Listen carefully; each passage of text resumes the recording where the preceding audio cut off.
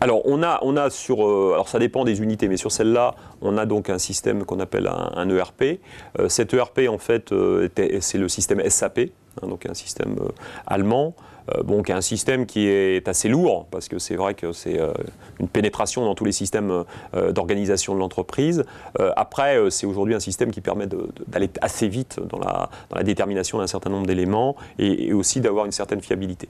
Après, le système d'information en fait, de l'entreprise, moi je dis toujours qu'il est celui qu'on veut être en fait, par rapport à ça. Donc c'est vrai qu'aujourd'hui, ce qui est très important, c'est que chaque collaborateur comprenne bien qu'il a un rôle dans la gestion de l'entreprise et que le fait de rentrer une palette dans l'entreprise, c'est un acte de gestion. Donc ça doit accélérer les communications, ça ne doit pas ralentir la réactivité de l'entreprise et son évolution, ça c'est effectivement important, et ça doit être quelque chose qui est assez fluide.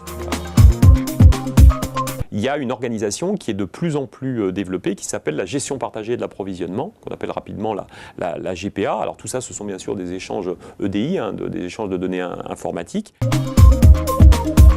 On a un raisonnement par commande. On nous demande 100 000 litres d'un produit. On cale effectivement 100 000 litres de ce produit en termes d'évolution. En fait, le client nous passe une commande. Avec cette commande, il va nous livrer des matières premières. Nous, on va stocker ces matières premières et ensuite, on va préparer les matières premières, donc en fonction de recettes qui sont établies dans nos systèmes informatiques et qualifiées par les clients. Donc ces recettes-là sont données. Il faut mettre tel et tel ingrédient. Ça nous fait un batch de production. Ce batch de production, on va lui faire subir un traitement thermique qui va permettre de le stabiliser et de le conserver dans le temps.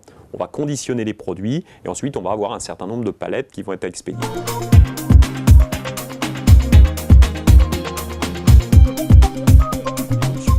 Le deuxième mode de fonctionnement que l'on a, c'est plutôt pour les clients de la grande distribution, c'est un raisonnement sur stock. C'est-à-dire qu'en fait, on travaille, on est référencé donc à l'année sur certains produits et les clients vont nous commander donc, tout au long de l'année les produits au fur et à mesure du temps. Donc là, c'est nous qui avons une organisation et un ordonnancement complet. Ça veut dire que globalement, on va dire, voilà, si je prends le cas d'un pur jus d'orange, on sait qu'on va avoir 1 million de litres à produire. On dit on doit avoir, pour arriver à garantir la production de ce produit-là correcte et sa livraison correcte, on doit avoir 15 jours ou 3 semaines de stock.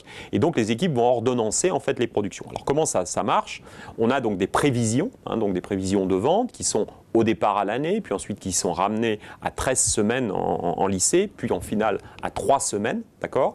Et en fonction de ces prévisions de commande-là, on va commander des matières premières donc à nos fournisseurs. Et ensuite, donc, on va faire réaliser les productions en fonction de la demande de nos clients.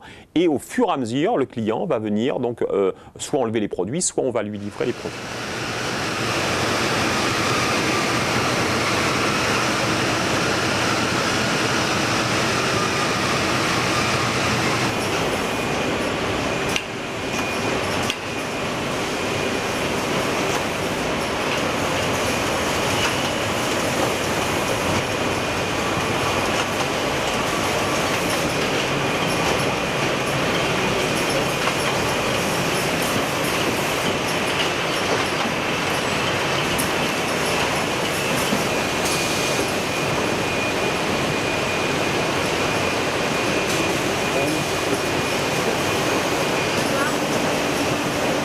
On va les voir sortir du